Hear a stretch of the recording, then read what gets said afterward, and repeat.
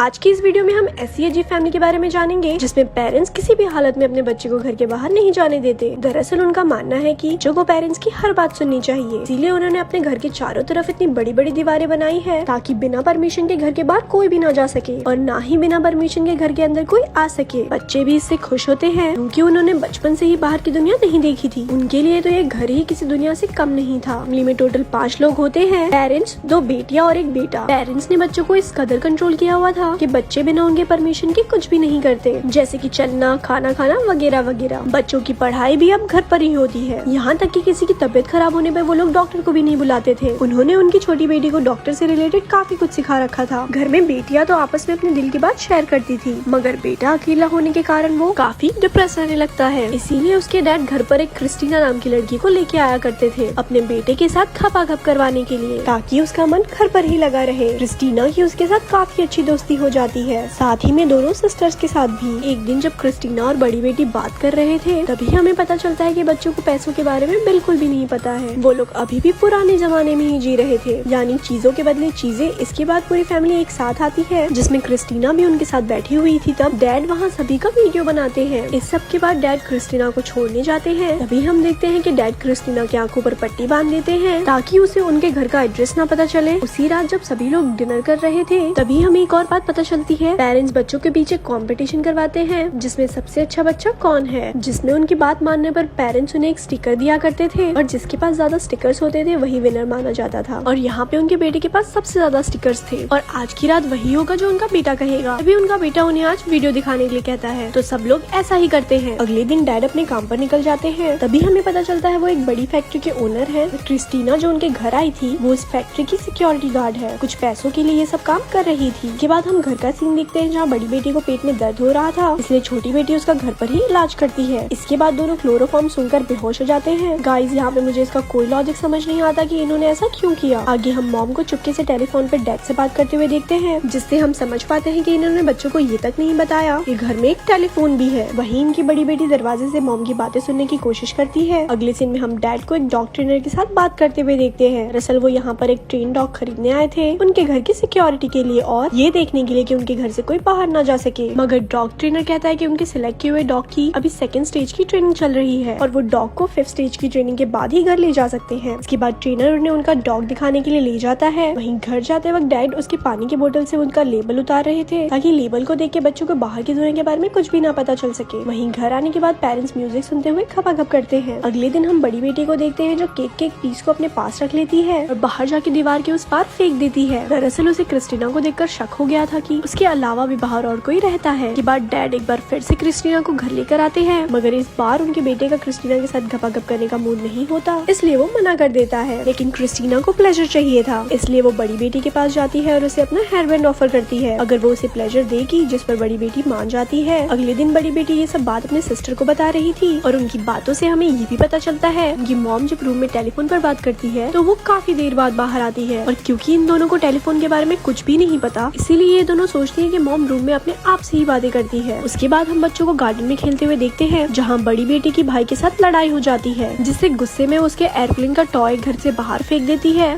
क्योंकि इन्हें घर के बाहर जाने की परमिशन नहीं होती है, इसलिए बेटा तो घर के अंदर टॉय नहीं ला सकता। इतना ही कम नहीं होता कि बड़ी बेटी चाकू से अपने छोटे भाई का हाथ काट देती है, जिसके कारण उसका काफी सारा खून निकल रहा था। वहीं मॉम को ये बात पता चलने के बाद वो बड़ी बेटी को काफी मारती है, रूम में बंद कर देती है। इसके बाद जब डैड घर पर वापस आते हैं तो बेटा उनसे अपना टॉय लाने के लिए कहता है और डैड भी ऐसा ही करते हैं। दिन उनका बेटा गार्डन में खेल रहा था और वहाँ पर बिल्ली आ जाती है। बेटा और दोनों बेटियां उसे देखकर काफी ज्यादा डर रहे थे। बेटा किसी तरह से हिम्मत करके बिल्ली को मार देता है, जिसे देखकर बेटियां काफी चिल्लाती है और इस इंसिडेंट के बारे में मॉम डैड को बता देती है। ये खबर सुनने के बाद डैड अपने कपड़े फाड़कर और नकली खून लगाकर घर आते हैं और कहते हैं, देखो ये हाल मेरा बिल्ली ने किया है, इसने तुम्हारे बड़े भाई को भी मार दिया, मैं भी काफी मुश्किलों से बचकर आया हूँ। वो ये सब कह के बच्चों को डराना चाहते हैं ताकि वो लोग गार्डन में आगे से अकेले ना खेले। इसके बाद डैड सभी को डॉग की आवाज निकालने की प्रैक्टिस कराते हैं। ये कह करके बिल्ली डॉग से काफी डरती है। आगे एक साथ हॉल में पूरी फैमिली बैठी हुई थी। तभी उनके डैड कहते हैं कि तुम्हारे 2 सिस्टर और 1 ब्रदर आने वाले हैं, साथ ही में ये भी कि उनका एक डॉग भाई घर पर आने वाला है। आगे हम उन बच्चों को स्विमिंग पूल में स्विमिंग करते हुए देखते हैं और एक दिन जब डैड घर पर आते हैं तो स्विमिंग पूल में कुछ फिशेस भी डाल देते हैं और कहते हैं कि देखो स्विमिंग पूल में फिशेस ने जन्म दिया है। तब हमें पता चलता है कि बच्चों को ये तक नहीं पता कि स्विमिंग पूल में फिश कभी जन्म नहीं लेती। वहीं रात में डिनर के दौरान डैड सबको बताते हैं कि अगर घर के बाहर किसी ने कार के बगैर पैर रखा वो मारा जाएगा। बच्चे भी उसकी बात मान लेते हैं। अगले दिन क्रिस्टीना फिर से उनके घर आती है, बड़ी बेटी के पास आके उसे फिर से प्लेजर देने के लिए कहती है और इसके बदले में वो उसे जेल दे रही थी। बड़ी बेटी मना कर देती है। दरअसल उसे जो क्रिस्टीना के बैग में सीडीज थी उसे वो चाहिए थी। उसे शक हो गया था कि अगर क्रिस्टीना बाहर से आ सकती है तो वो भी बाहर जा सकती है। वो क्रिस्टीना से सीडीज मांगती है, जिस पर क्रिस्टीना भी मान जाती है और उसे सीडी दे देती है और कहती है कि तुम इसे अकेले में देखना और इसके बारे में तुम्हारे डैड को पता नहीं चलना चाहिए। वहीं रात में सबके सो जाने के बाद बड़ी बेटी सीडी देखती है। इसे देखकर वो काफी खुश नजर आ रही थी, मगर टीवी की आवाज सुनकर उसके डैड जग जाते हैं और वहाँ आते हैं। उनकी आवाज सुनकर बड़ी बेटी सीडीज ले लेती है। वहीं अगले दिन स्विमिंग करने के वक्त बड़ी बेटी अपने ब्रदर सिस्टर को बताती है बिल्ली सबसे खतरनाक जानवर नहीं है कि शार्क है जो समंदर में पाई जाती है, इंसानों को खा सकती है। बड़ी बेटी के बिहेवियर को बदलते हुए देखकर डैड को शक हो जाता है और उनके पूछने पे वो डैड को सब कुछ सच सच बता देती है। तो डैड सीडी को अपने हाथ पर टेप से बांधकर बड़ी बेटी को बहुत मारते हैं। इसके बाद वो फैक्ट्री जाकर क्रिस्टीना को भी बहुत मारते हैं क्योंकि उसने उसकी बेटी को बाहरी दुनिया के बारे में बता दिया। और अब ये सब होने के बाद डैड नहीं चाहते थे क्रिस्टीना उनके घर पर वापस आए और उनके बेटे को अकेलापन महसूस ना हो, इसलिए किसी न किसी को तो उनके बेटे के पास भेजना ही होगा, जिसके लिए वो उसकी बड़ी बेटी को उसके बेटे के पास भेजते हैं। आगे हम उन दोनों को घपाघप करते हुए देखते हैं। इसके बाद पेरेंट्स की एनिवर्सरी का दिन आता है तो बच्चे उनके लिए डांस करते हैं, जिस दौरान हम देखते हैं कि बड़ी बेटी में काफी चेंजेस आ रहे थे। किसी भी हालत में बाहर जाना था, लेकिन जब तक उसके डॉग टूथ थे वो बाहर नहीं जा सकती थी, इसीलिए उसने डिसाइड किया कि वो अपने डॉग टूथ को तोड़ देगी। उसी रात वो अपने डॉग टूथ को तोड़ देती है और भागते हुए जाके अपने डैड के कार की डिक्की में छुप जाती है, इस उम्मीद में कि अगले दिन जब डैड फैक्ट्री जाएंगे तब वो भी बाहर निकल जाएगी। मगर थोड़ी देर बाद डैड को बाथरूम में उसके खून के साथ उसके दांत मिलते हैं, जिससे वो समझ जाते हैं कि बड़ी बेटी घर से भाग चुकी है। इसलिए वो तुरंत जाकर घर के बाहर चेक करते हैं, मगर उन्हें वो नहीं मिलती क्योंकि वो कार की डिक्की में छुपी हुई थी। उसके बाद डैड मॉम को जाके कहते हैं कि वो कल ही डॉग को घर ले आएंगे। वहीं हम अगले दिन का सीन देखते हैं कि डैड कार लेकर बाहर निकल चुके हैं और फैक्ट्री पहुंच चुके हैं। उसके बाद हमें अगले सीन में डिक्की दिखाया जाता है और ये मूवी इनकम्प्लीट एंडिंग के साथ यहाँ खत्म हो जाती है। ऐसे ही और स्टोरी सुनने के लिए हमारे पेज को लाइक करें। धन्यवाद।